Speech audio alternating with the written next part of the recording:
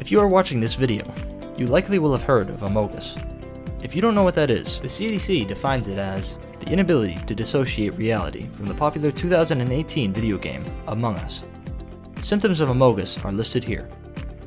Recognition of objects as characters from Among Us. Everyday use of slang such as sus.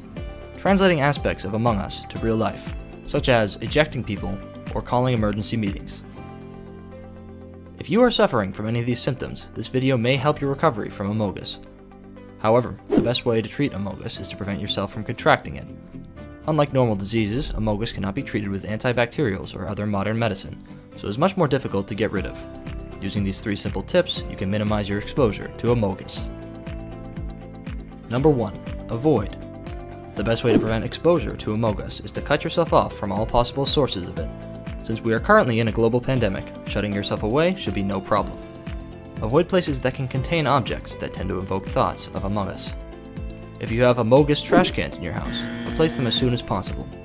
Avoid looking at your thumbs and take any other actions needed to rid your household of Amogus. However, it is also easy to be exposed to Amogus over the internet. The easiest way to counteract this is to cut off your internet connection entirely. It has been noted that completely cutting off your connection to the outside world can be difficult or even counterproductive, so only do this if you are very concerned about Amogus. Number 2. Anticipate. If you choose not to cut off your internet connection, you can still make sure you avoid Amogus online. Avoid dangerous websites such as Reddit and Twitter. If you see an Amogus video and you're recommended on YouTube, do not click it. Doing so will tell the algorithm that you aren't interested in Amogus.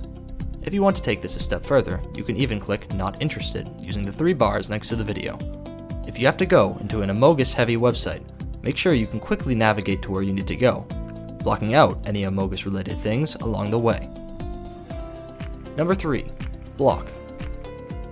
In the event that you've seen an Amogus object online or in person, certain steps must be taken to ensure it does not stick in your memory.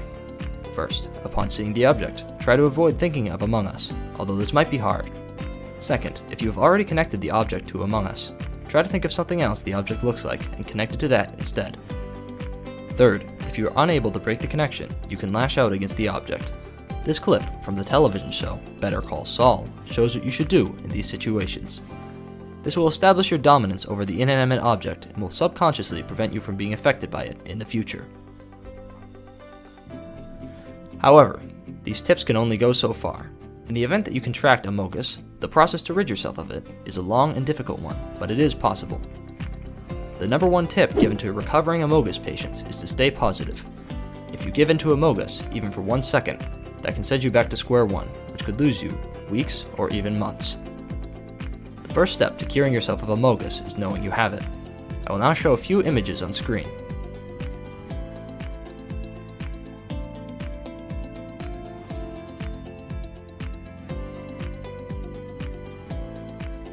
If any one of these images reminded you of the Among Us characters, you may have Amogus.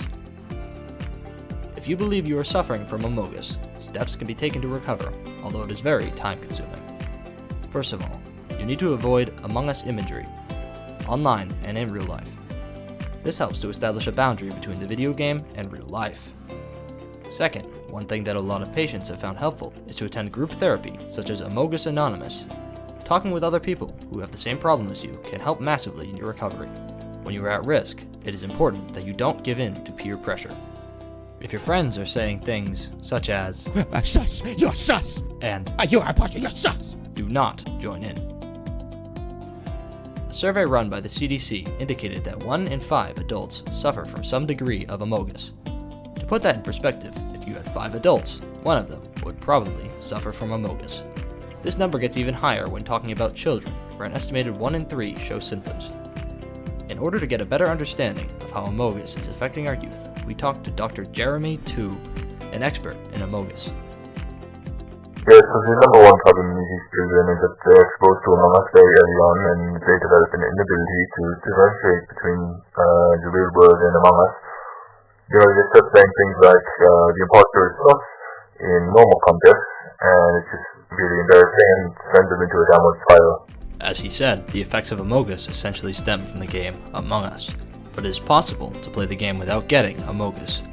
Of course, it is less risky to avoid the game, but if you absolutely must play it, I would personally recommend turning your settings down so the game looks really bad.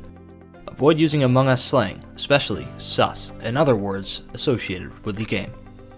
Make sure your kids don't have access to any Among Us content,